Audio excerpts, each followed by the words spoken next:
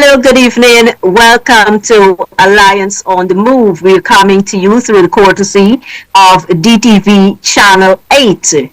I'm Beverly Alert, and with me this evening on this program, I have Chairman of the Alliance for Change, David Patterson, and our very own expert and advisor on oil and gas and matters relating to the environment, Dr. Vincent Adams.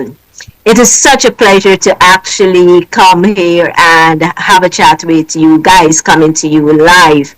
For the past few weeks, we have been rebroadcasting our press conferences. And as interesting as that may be, I know you want to hear from us directly. So, David, Dr. Vince, thank you for joining me. This evening we're going to be having a power discussion. We're going to be talking energy, we're going to be talking electricity supply, we're going to be talking economics. David, I want to bring you in right away. We know that recently the government signed another agreement to lease another power producing ship. But before we go into the economics of all of that, I want us to examine the first power producing vessel that we've been having here. Would you guys say that it has satisfied its purpose? Good night, Beverly. Good night, Vince. How are you? Good night, all of viewers in Region 5, 6, and wherever can see us online. It's a pleasure to be here. Beverly, when we're going to speak about the power ships and we're going to speak about the electricity, I want to give our viewers a bit of context. And then, of course, I'm sure Dr. Adams will throw in his bit. So electricity supply, just to be very, very simple and basic, it's like when it's broken down, it's very rudimentary. You have a generator which produces a certain amount of power, and you sell this on to the consumers. As a country develops, and we have as a country developed since colonial days, every year someone builds a house, every year someone builds a factory, every year someone does something that requires electricity. So what the job is of GPL and the government has been from time in independence is to ensure that you have enough electricity, enough generating power to meet the demand. I can recall, I was quite young, but I think maybe some of us recall it that sometimes in the 80s, I think because of, I don't think it was generation, I think it was fuel and those things like that, we had blockouts for ages and those things like that. So as we move forward and every year GPL makes a forecast, so the government makes a forecast, so we anticipate 4 hotels, 10 hospitals, so many new houses to be built, and they will consume this amount of electricity. And it's the government responsibility to ensure, and GPL's in the first instance, and government in the second instance, to ensure that you have enough power to meet all of these plans that you're approving. So I fast forward to 2015 when the coalition got into office. And I was fortunate enough to head the electricity sector at that time. When we got into office, we found that there were enough generators. If we needed, for example, 50 megawatts, there were enough generating power there, 50 megawatts in place to the credit of the BP. But what there was not was any reserves. And reserves are that if you need 50, you must have on standby 10 or 15% extra. So, and then what we also found that all the generators were aging, and they've been there for quite some time, Our generating set is the best, well-maintained the last 20 years, but they weren't well-maintained, and they're tripping out and those things like that.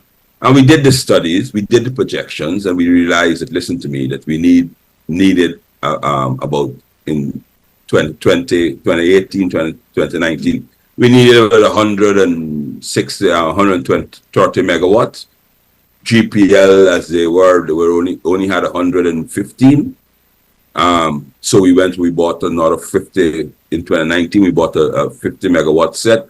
In 2018, we put the new plants in Canefield and Berbice. So that's what the viewers are now looking at. That's what powering the viewers are. And we put another generating sets in Onvuak. So the people now looking at us are powered by the generators we bought.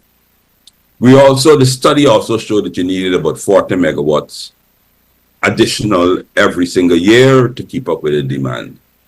And we were on track. We bought the first 45, 50 megawatts and we put it installed in 2020 ahead of demand, no blockouts. We reduced blockouts from when we took over was 200, almost 200 incidents of blockouts in 2015. In 2020, we reduced to 34 and dropping all the while. The PPP came in, and from 2020 to 2024, 4 years, they did not introduce a single generating set into the system. They will give you all the excuses that they're waiting on the gas ashore to finish. They're waiting on this amazing project on whatever it is, which is 2 years delayed. But it's irresponsible knowing that you need 40 megawatts every year. That's what that is study done by IDB, the World Bank, GPL, and you do nothing. So by 2024, we were 120, 100 megawatts short in the power in the power supply because of their pure incompetence. So caught with their pants down when the blockouts became regularly, they did what every corrupt government does in the world: emergency spending. Went to one of their friends. Of course, I wouldn't call his name. I don't want to get his TV station into any issue, but we know it. And he went to Honduras, and he saw 17 containers, and he brought they brought 27 containers, which would, when they pieced together, give them 17 generators, and they brought them from Honduras, third hand. And these were the generators. Honduras had a hurricane about like 10 years ago. Hurricane Ivan, I think it was, that decimated the power sector. So they had to bring in some emergency generators while they got their main sets up. And he found them, and he brought them to Guyana. We paid what, about 30 million US dollars, 6 billion Guyana dollars. We paid for them. And they put them down, I think it's in Colombia, in Region 5, which your viewers would know, and they never worked. Of the 17 that were there, I think only 6 or 7 actually give them the correct power. Caught with their pants down again, they went to Cuba. I hope you notice where the areas where they go. They went to Cuba, and they found a power ship that is there now, right now in Berbice. That is there now. And they brought it, and we're paying that for that power ship, renting it every single month, about 12 million US dollars a year, a month, to rent this power ship. That's all we're doing, renting. We have to supply the gas and those things. And they brought it, much fanfare, you know what I mean? There was Ejel there, Indar there, the president there on this. And this power ship is 20 years old. Huh? From here, it goes to the salvage yard. That's how old it is. You know what I mean? So it's on it, as Gani said, on its last legs. Brought the power ship, and it turned it on, and they said it will solve our problems. A couple months after, they said, oh my gosh, they have a problem. Birds, you know what I mean? Like Kiskis and those things. They have Lusaki birds are landing on the line and blocking and giving us power outages. And it never worked. And now, so we're going to cost later. So because they've done nothing, because the country's behind the 8 ball, as they would say, they've now gone to get another bigger power ship, which they said they're going to stick in Demerara.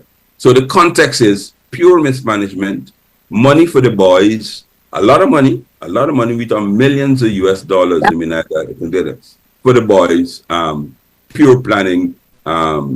That's it. Corruption galore, and that's what these power ships are. You know what I mean? Everyone knows, but and if they would like to claim, and they're right, that Guyana is developing so fast, But every hotel that they go and open, big fanfare, I mean, it's 1.5 megawatts of power it takes to power that hotel, right? So if they open 10 hotels and said everybody loves Guyana, they're building a hotel, they by now they know they need 15. As they cut that ribbon and that turn on the power, you need 50 megawatts. But you bought none, absolutely none. They have purchased absolutely no new generating sets since 2020. So that's the background. I know Vince has other issues you like before we go into the other areas. Yes, I really want to bring Dr. Vince in here. Specifically, Dr. Vince, I know you'd want to add to whether or not this first power ship really satisfied the needs of Guyana at the time it was brought in. But I know you're also an environmental expert. Did it make good environmental sense to bring in that power ship? Well, it's even broader than that because first of all, Beverly, before you bring in a ship, you're supposed to do environmental studies, and we know that they're not, and feasibility studies for these types. We know that they're not up to those type of things. I doubt whether they've done any type of environmental studies. I do not have the data, but I do not see, just from the cursory look at it, it shouldn't have caused a problem. I don't know what they're discharging, but I'm going to give them the benefit of the doubt. But just to add to what David said, I don't think anybody in Guyana would dispute the fact that there's nobody who understands electricity generation and supply than David Patterson. I don't think anybody, and he has proven that. Okay. The other thing that people need to understand that they like to compare. Every time Jagdeo gets on his weekly show, whatever you want to call that show, he always compares what they've done in their 4 years to what we've done in our 4 years. I want them to compare what we had done in our 4 years to their 32 years, to their 27 years. People must not forget that for the last 32 years, they were in charge. They have been in charge for 27 of those years. Yeah. When David, when David took over, as a matter of fact, we used, and I'm talking from a consumer standpoint, David is the expert in this topic. I remember even before I went again, because I went again in 2019, one of the things that my wife was concerned about, was blackouts and that type of stuff. That used to happen before. And David and his department took care of that, even with the limited resources, Beverly, we didn't have money for all this kind of stuff. But here's another thing that people need to pay attention to. These people do not plan for anything. Minister Barrett himself I think that was the last press conference that he had. You know what Minister Barrett said? That all of this is happening because of the unexpected development. That's what he said. Go back and look at it. I was even shocked that this man is admitting that they do not even project or understand, which is exactly what we see with this power ship. David had a plan in place. Like everything that they did when they got into office is to push good plans aside, and then they don't have any plans. They're just in a spur of the moment, day by day, whatever happens, they're reacting to stuff. That is the kind of management that we're having. And it's not only the power in itself. Look, we're seeing the same exact thing with the 530 Coming to Jesus meeting. It shows the incompetence. It shows that there's no planning whatsoever. Even in the disbursement of something, just as this $100,000 for each citizen. Every day they change it. They're just reacting. The first time they come, it's per household. Then within less than a day, they switched it.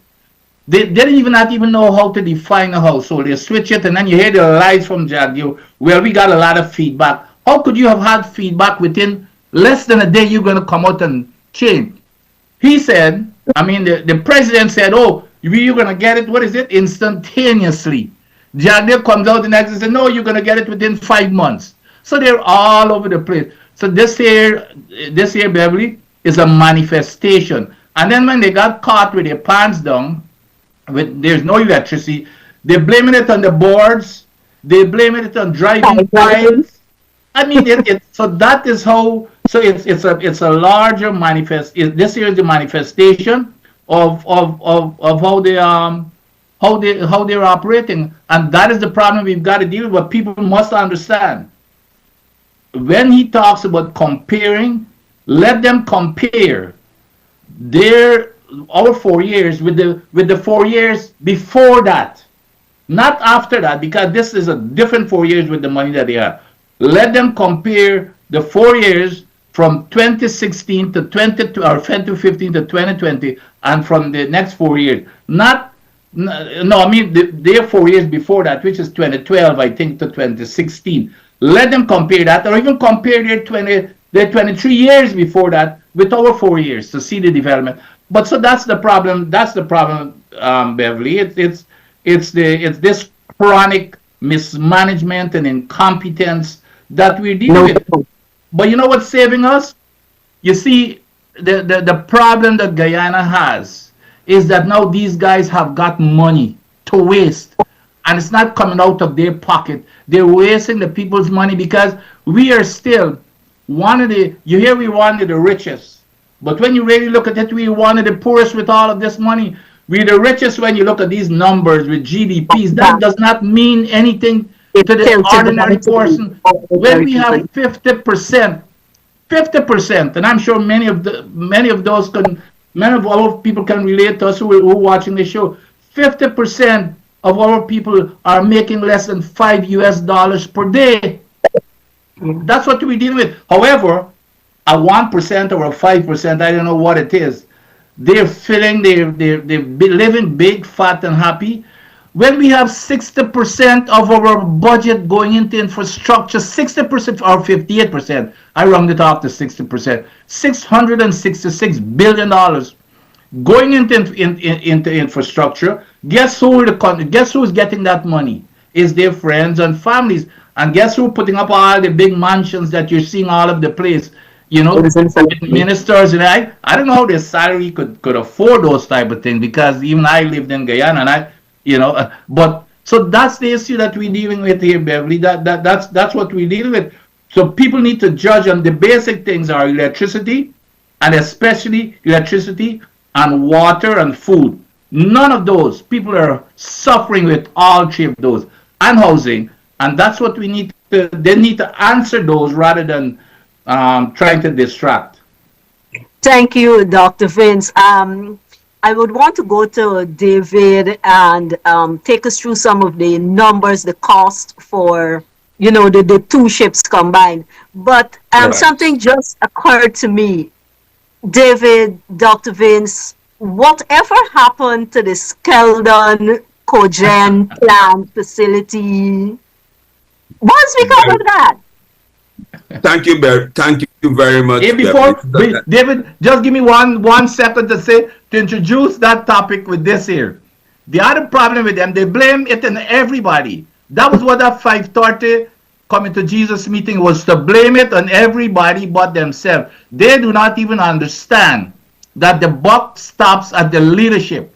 So that was a confession of their failure and their incompetence. So to start off, David, because David again is the expert in them things, to start off the Skeldon thing, I don't know if you guys had looked at the press conference where Barrett Jagdeo was blaming that Skeldon failure on the PNC. He blamed that on the PNC. It was so laughable. But that's their modus operandi. They blame it on everybody else except themselves. So sorry about that, David, but I had to. No, you're absolutely correct. Absolutely correct. Beverly, when the Barrett Jagdeo touted the Skeldon factory as the savior of the Gaisuko, supposed to save Gaisuko, right? One of the ways of which they're supposed to make money is supposed to be cogeneration, which is that they would use the bagasse from the from the sugar canes when they're finished, and they would supply 15 to 20 megawatts of power to the grid, and GPL will pay them, and of course that money goes into Gaisuko. Absolute fallacy. Nothing actually happened. Everybody knows that by 2015, when we got in, it wasn't working. They were burning it. They're using. They were buying just to keep it going instead of using bagasse, because the industry and the Skeldon was failing. They were buying wood.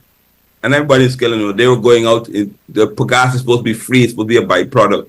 They were buying wood and using diesel to burn the wood to try and to get the Skeldon up and running. The boilers, I mean, when you heat it, the boilers, you heat up the steam, like, you know what I mean? The boilers had holes in them, you know what I mean? It was a total disaster. Total disaster. But the PP doesn't speak about that. They sit down and they try to distract the people from their mismanagement, you know what I mean? Skeldon was the final nail in Guy Succo's coffin.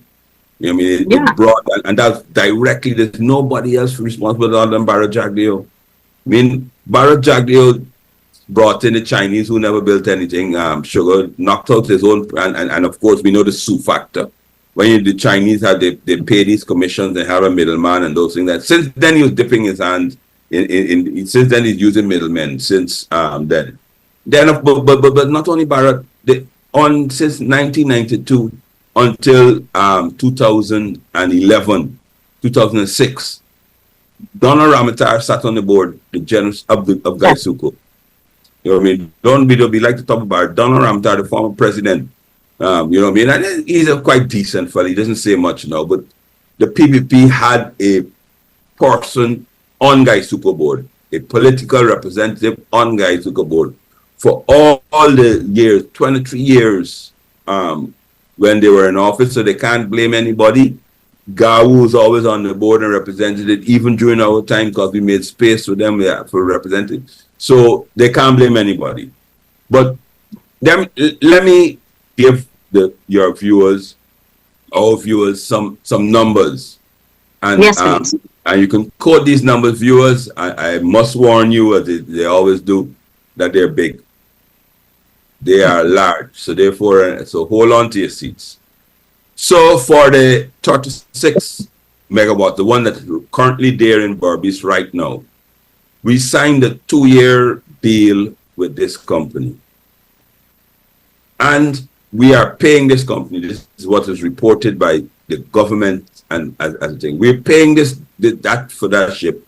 We're paying them 13.5 million Guyana dollars just in rentals a day, which and it's there worth. So therefore, the end of the first year, the end of the year, we are paying this company 5 billion Guyana dollars just in renting.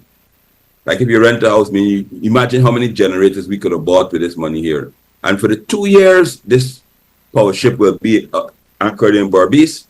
We will be paying them rental alone, 10 billion Guyana dollars, 46 million US dollars. And this is just renting it, you know, it's not running it. It just parks up there and you're renting it here. So for the new one that they're bringing in, we are the 75 they just signed, we will be paying 35.3 million Guyana dollars per day, or 12.9 billion Guyana dollars per year. And for the 2 years, it's $25.8 billion. So we're bringing this company that came out of Turkey. For the 2 years, for 2024 to 2026, we will be giving them 167 million US dollars just to rent the equipment. And that's not all, $35 billion. I mean, if people don't think that's daylight robbery, I mean, imagine the amount of generators this country could have bought, owned for 166 million US dollars. We bought in 2019, the coalition, we bought a 50 megawatt plants, and it came up to 51 million Guyana dollars. And we own it and they're running right now. They are renting these two sets for 166 million US dollars. But ladies and gentlemen, it doesn't end there. All these sets are generated. The GPL now has to provide the fuel to run these generators. And I'll just quickly run through. For the 2 years that they'll be running, GPL has to provide them with 247 million US dollars worth of fuel. That's at today's prices today. Then they have to pay another friends and family because, of course, the fuel lands in Georgetown, the port's in Georgetown, so they have a barge that brings it up the Berbice River. And that, for the 2 years, will be another $3 billion to one day friends. That's to barge it up.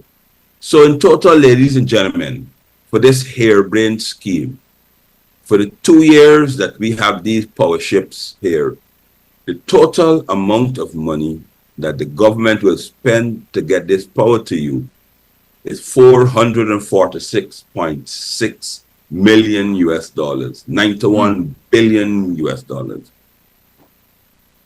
To give the teachers, and put it in perspective, to give the teachers what they wanted when they went on strike was $6 billion.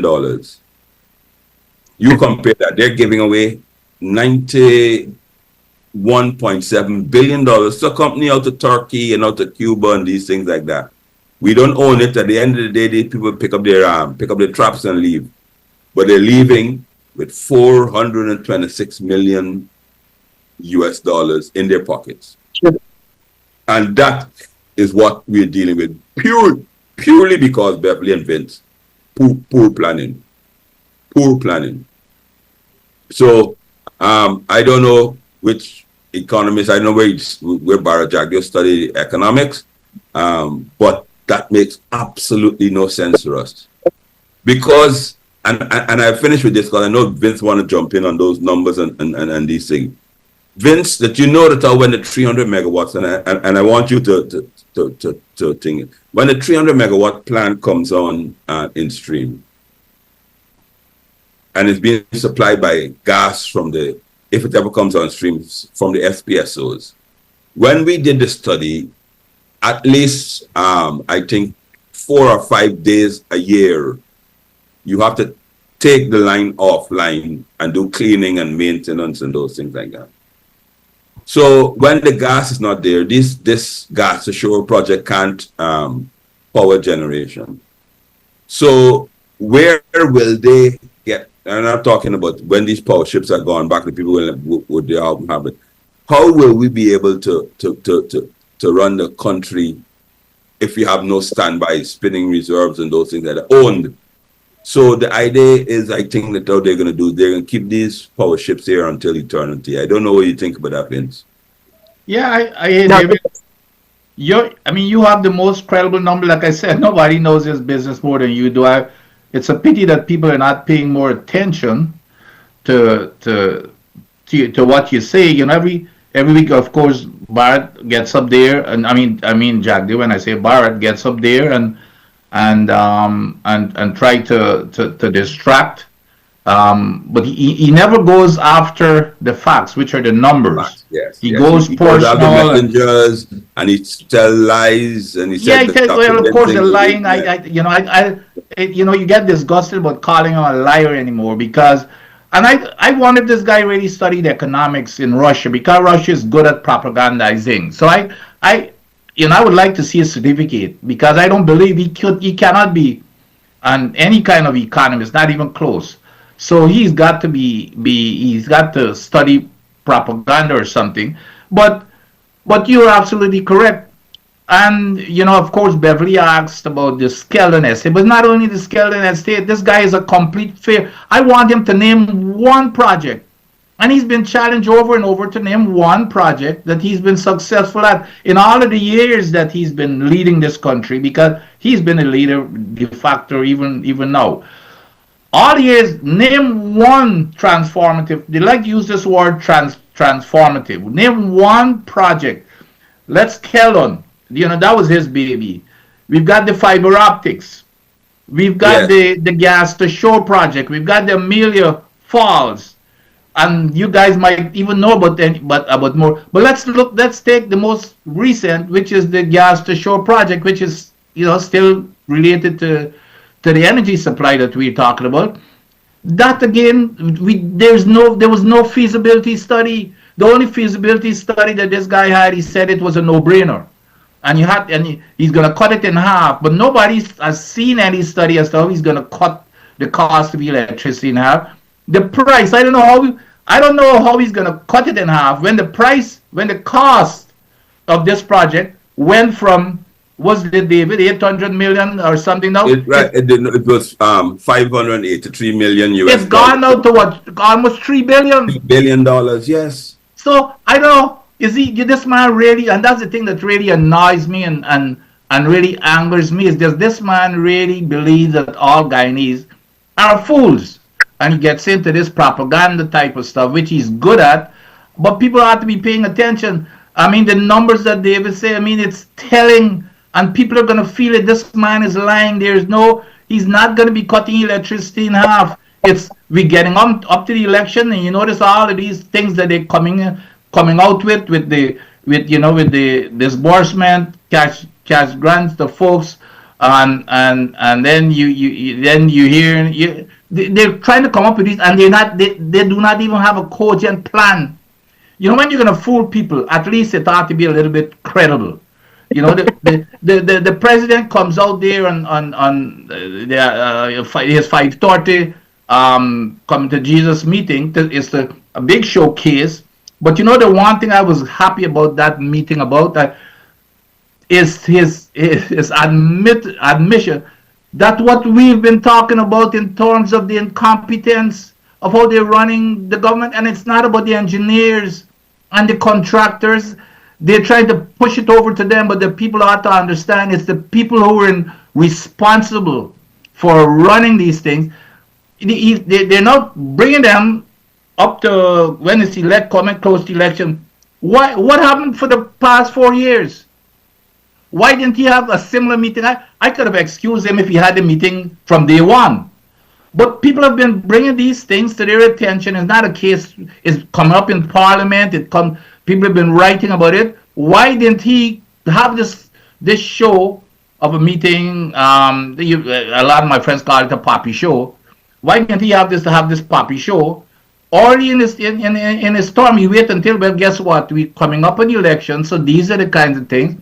And people ought to be paying attention to these numbers because that David is talking about, because they're wasting our money and fooling the people to get reelected. This here is a political gimmick with all these ships, bringing in energy ships and this type of thing. It's a political gimmick. I doubt whether they would have done this and just wasting money had it been in their first year or something. Because remember, we've been suffering without electricity for 4 years, Beverly, since they took office.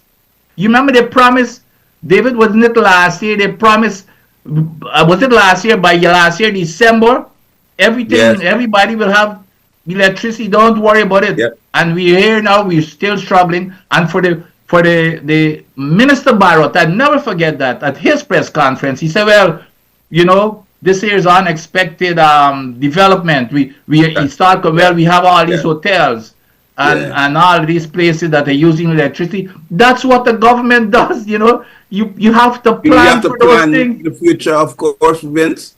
I mean, it is, Vince, you know, you touched on something which I want your viewers in because people, there are certain people and that think Barrett Jagdeo is a sort of even a deity, right? And he's done this and that. But you made a point, and I challenge you in Berbice, and I challenge you in Region 5 and wherever it is, to name one single project, transformative or not, that Barrett Jagdeo and the PPP has been involved in that has been successful. We could start off a Mila Falls. We paid a man, give the man, Fipmo Lilal, a contract to build a road, started off with $50 million. By the time we got in the office, it was $4 to $5 million. Ladies and gentlemen, you give a man $15 million to build your house, and he ain't finish it, and you already paid him $4 to $5 million. And it just simply, and Barrett just goes on like if this never happened, and he going on and talk about AP and you have the Skellon. We talk about Skellon, factory. Up to this day, Gaisuco is still paying back the loan on the Skeldon factory. Mention the fiber optic, $5.5 million US, ladies and gentlemen. 5.5 to run a fiber optic from Brazil to Georgetown so we could get free internet and cheap internet and those things like that. Paid out, headed by former President Ramatarsson. It was the project, we didn't even have to take though. By the time we got there, the people were using the fiber optics as clotheslines and skipping ropes. Absolutely never, never ever connected up anything just like that. That went away. Got the one laptop per family, y'all forget that? That project? Yes, I mean, that's another $6 million US they brought and they said how they're doing. Never ever worked. I mean, you have the Marriott. You know, maybe they said how it's going to be a public-private partnership. The Guyanese taxpayers had to put $75 million US of our money to finish the Marriott. So we owned it. They tried to sell it, they can't even sell it. You know what I mean? The Guyanese taxpayers had to bail my Marriott out because it went bankrupt. And they said it's a public-private partnership and we need... And look how they just throw the Marriott out the window, you know what I mean? Like that, you know what I mean? Because when they build it, they said it has to be a flagship hotel to attract investment. Soon they came and they throw it out the window like you know, an unwanted child and gone and embrace other stuff. The Berbice Bridge, one of my favorites. You know what I mean? That bridge that people are crossing every day. If was not for the coalition under my ministry, you would have to be Berbice. You would have to be paying $8,140 per car to cross it. We put a ban on them saying it's impossible, you can't do that. You can't do that to our Guyanese people. The same people, you know what I mean, Paul Chung, who's the head of Gaisuco, was the head of the Berbice Bridge at the time. The same man who was in charge of Berbice Bridge, Paul Chung, was CEO of the Berbice Bridge Corporation. He wanted to impose a 8,000 Guyana dollars fee on things. Now they're bringing back the crime to Skeldon. So you know if he couldn't run a bridge, how he can run? You know what I mean? Thing is, so they brought back a man named Cesar Ryan who said it's how he was the turnaround expert. Turnaround expert left the Budoops, drop it and run out and go on and get another Kusti job. The gas to shore project, as Vince was saying, that's another failure. But here are the crooks in the matter, Vince. They're now talking about bill. They haven't finished the first one. They're now talking about bill and second one. Yes. Yeah. A second gas to shore project. They haven't even fixed the Berbice Bridge, which needs maintenance, and they're thinking of bringing a second Berbice Bridge. Ladies and gentlemen, the IMF,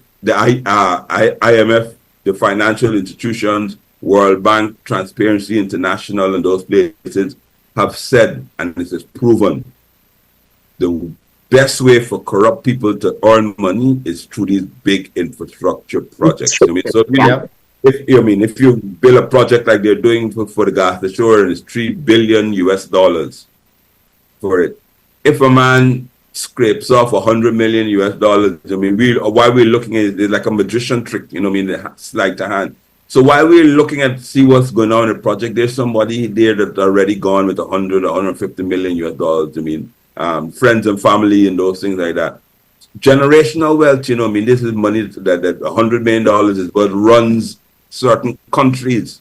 Their budget is $200 million US a year, but that's already gone. The World Bank estimates 16 to 20% of money in countries like Guyana are stolen with corruption. That is why, gentlemen, they love these big projects.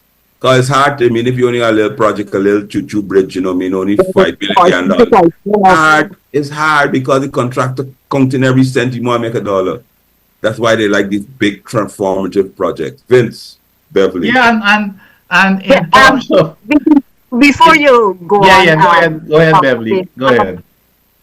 Help me to understand something. We were talking about this GT project, the gas to energy project, and we're talking about these power ships. The agreement to lease this second ship is for another 2 years. That would take us into 2026. That's But the correct. government is still saying that the GTE project is coming on stream in Next year. 2025. Uh-huh.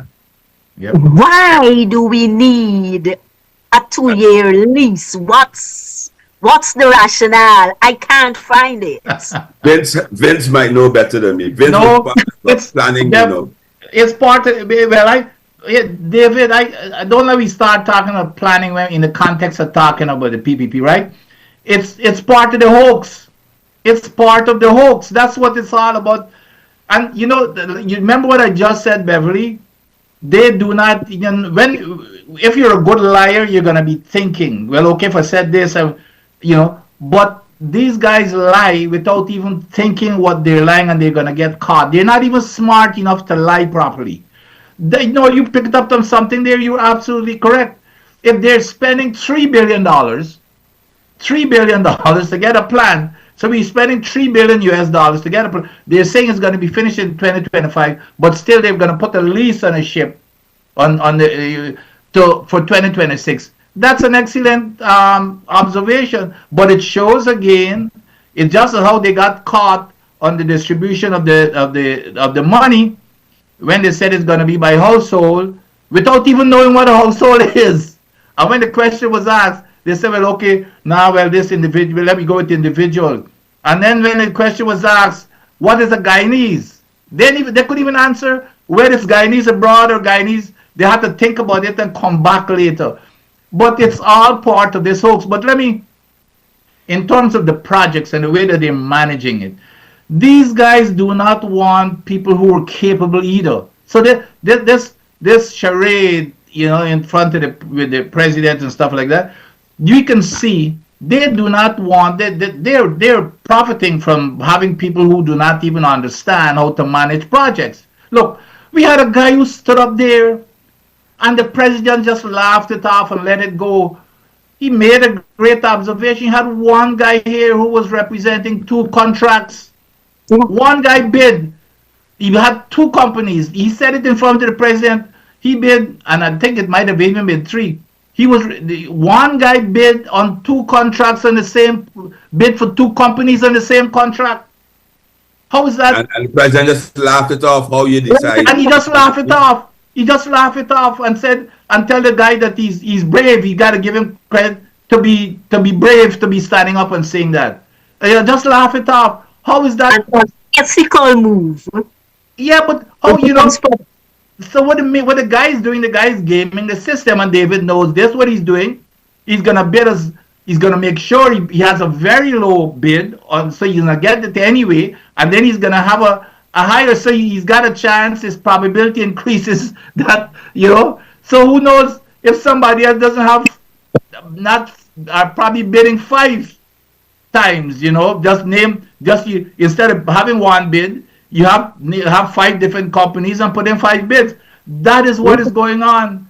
So they do not want people to competent people, or else they wouldn't have had what is the name of the contract, Tipui?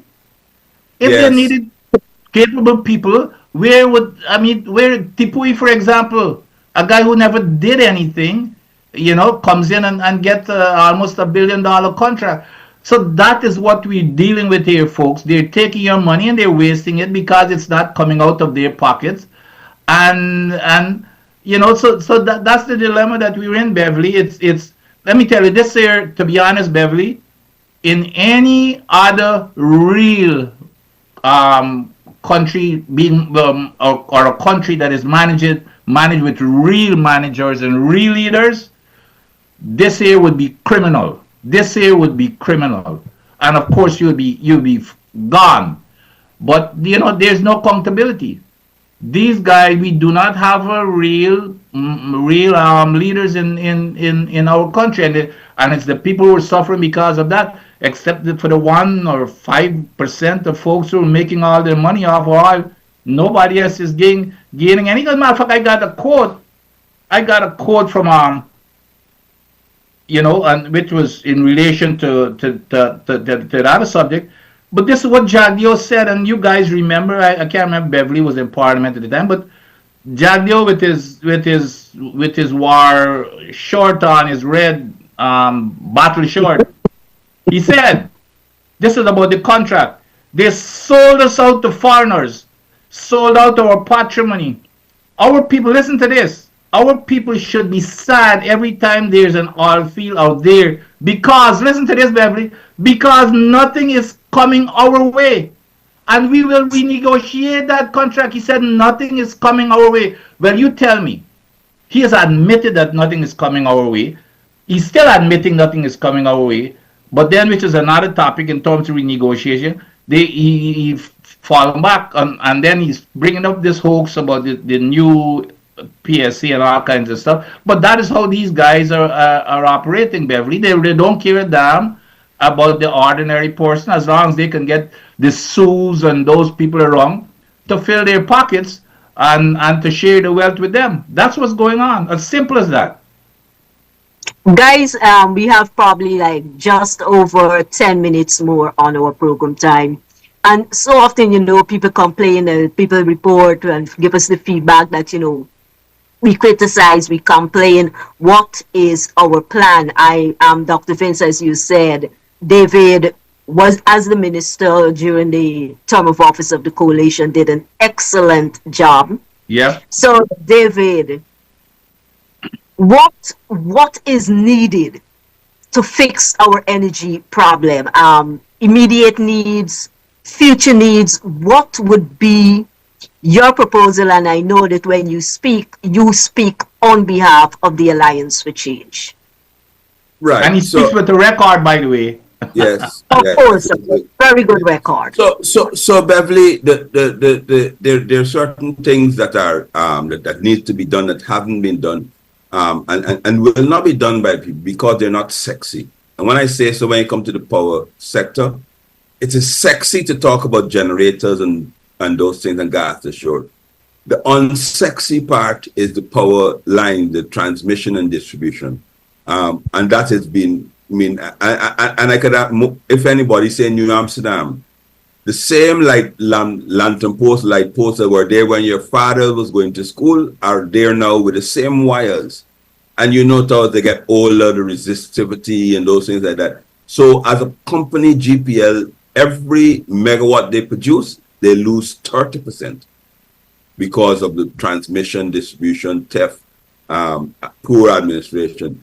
So this new power plant that Barrett Dem is building, it will produce, if it ever finished, Vince, it will produce 30 megawatts, but we will lose 90 megawatts out of it. We'll only be able to use 210 megawatts because it goes in the system. But it's not sexy. It's hard work. They like roads, they like bridges because they're short and small, but they haven't fixed, they haven't done an MMA scheme, expand the MMA scheme. They haven't done things that would benefit the country, value added, because those are hard work. Those are a lot of money, and it takes time, it takes planning, it takes resources. So they're not sexy. You can't get rich lying quickly, pulling wire from Georgetown to Berbice, but you get rich quickly by going to Honduras and buy a container set and put it on a boat and land it here, So for the power sector, we have to work on a transmission and distribution line. We get it. Excavator hits a land post somewhere in Babu John and blocks the whole country gets blocked out. That's unacceptable, right? So that's one of the areas, but they don't speak about that because it's not sexy and they don't want to do that. But they can't make money, or even they're gonna make money. To redo our entire wiring thing will probably takes 4 or 5 years, and they can't wait so long. Petty thieves. Right? They can't play the long game, so petty thieves want their money right away. So they're just concentrating. And the same thing with the roads. They're building roads, and you end up with a bridge that can't take the weight. The Berbice Bridge is a perfect example. They build it, and you can't go with a load more than 22 tons. And 22 tons, so So all the trucks, all the container trucks that coming from Georgetown to supply people in Berbice are coming half filled. I mean, but it's nice and sexy to build a road, but they have no thought in it. So if one of the things that we would definitely do is pay lots more attention to the unsexy part of the power sector.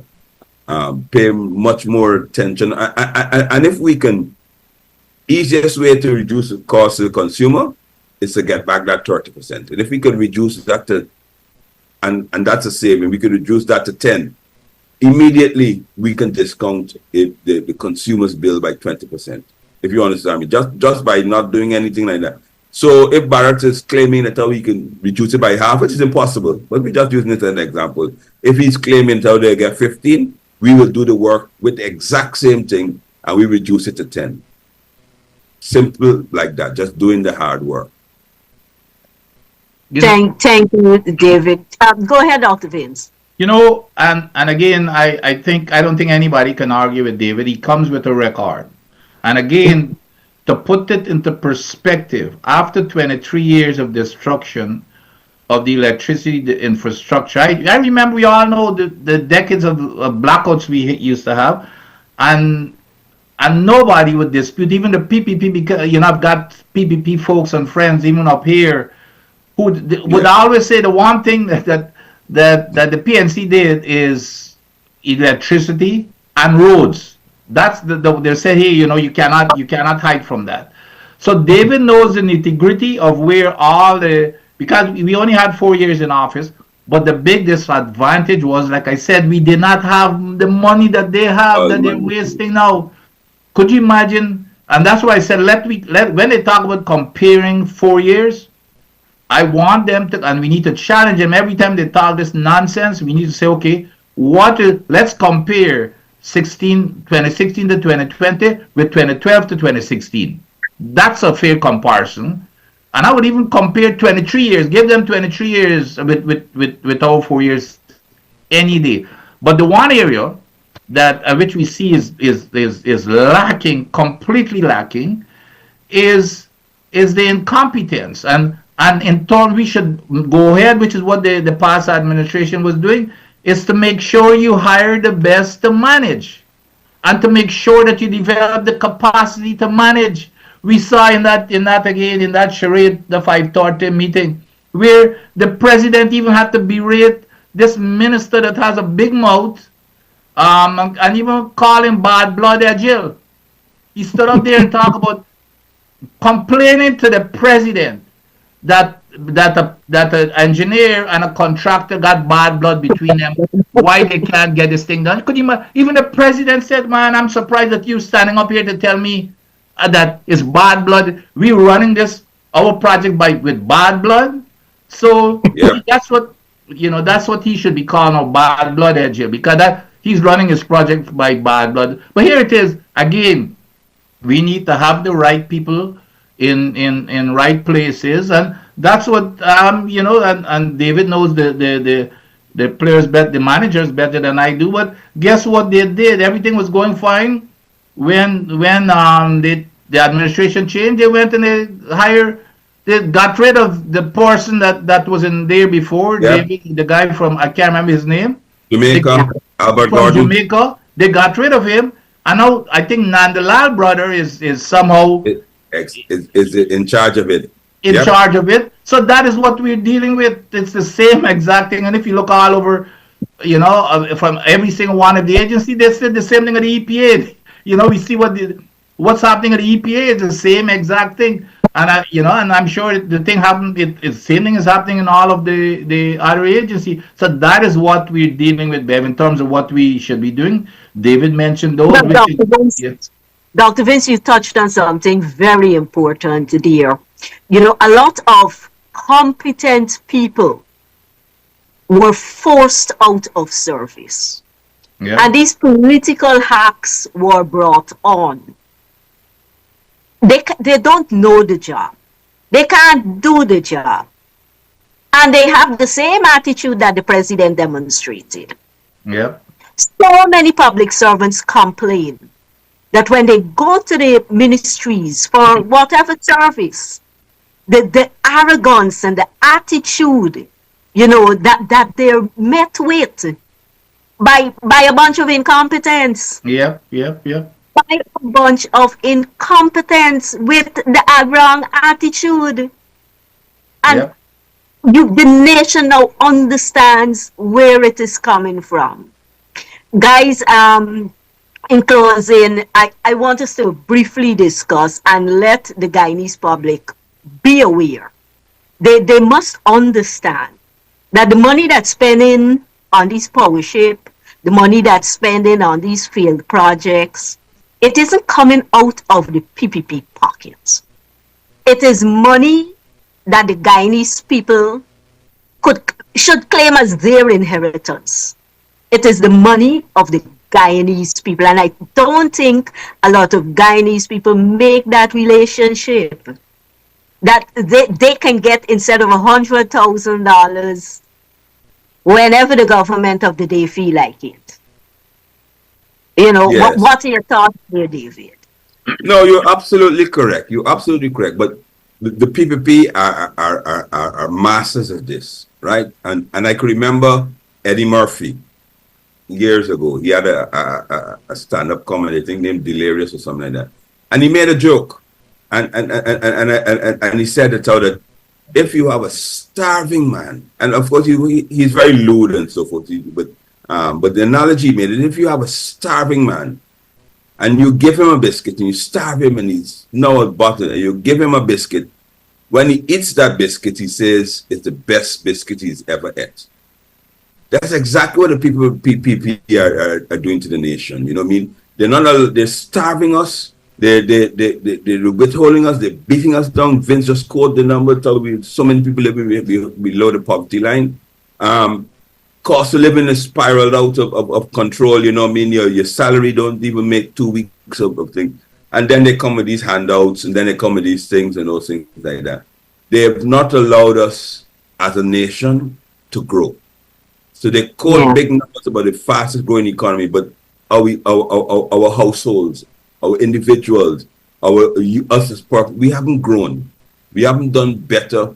How many of us can afford to go on a vacation without saving up whole year? You know what I mean? How many of us could you know what I mean? And if you are in the fastest growing economy in the world, these are things that you would expect. But the people are really good at starving the people, pulling you down, beating you down, and then giving you, and of course, a handout. And because you are so starved and you're so beaten down, right?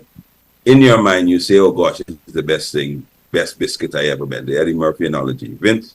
Yep. And they don't hide it, David and Beverly. They don't hide it, yeah. The vice president, he stopped saying it, but you remember I was talking about this several times.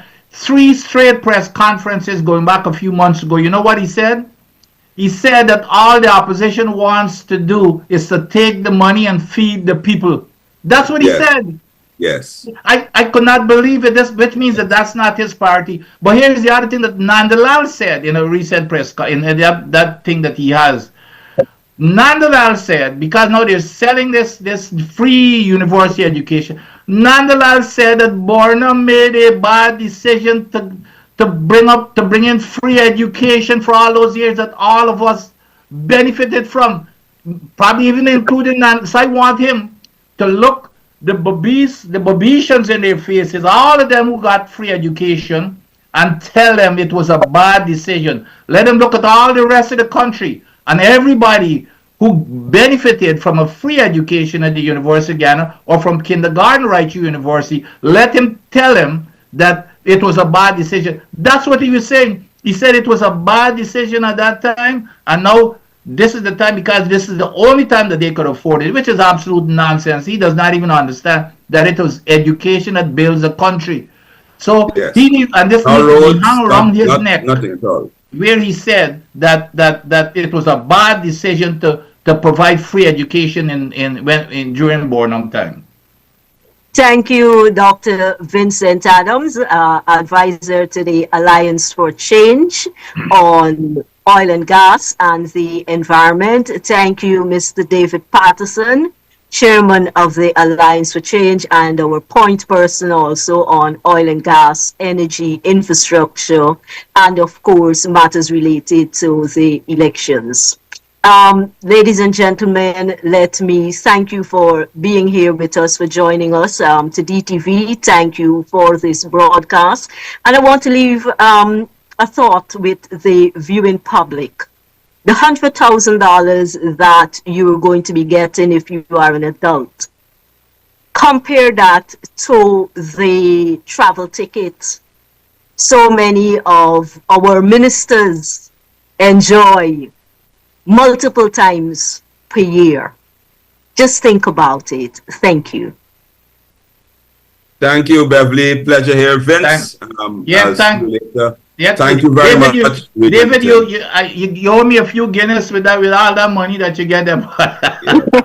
Yes, viewers, you know, you might as well you heard that I took the government to court for constitutional brief, and we were successful. I expect, so we awarded damages, $1.5 million, but I expect them to delay paying Vince. That's what they are, spiteful. We are talking about that. Even though they did wrong, they will delay paying and find out for the reasons. You know what I mean? Imagine two judges, Vincent, had to carry them to court. Frank Holden, entire judges, and Banks Reynolds, Barrington Reynolds, had to carry their government to court to get paid. These guys serve with this thing. You know what I mean? And that's what they deal with. Anyway, Beverly, yes. Yes. Anyhow, guys, DTV viewing public, thanks again. All right. Thanks, Beverly, David, and our listening audience. All right, good, Vince. Take care.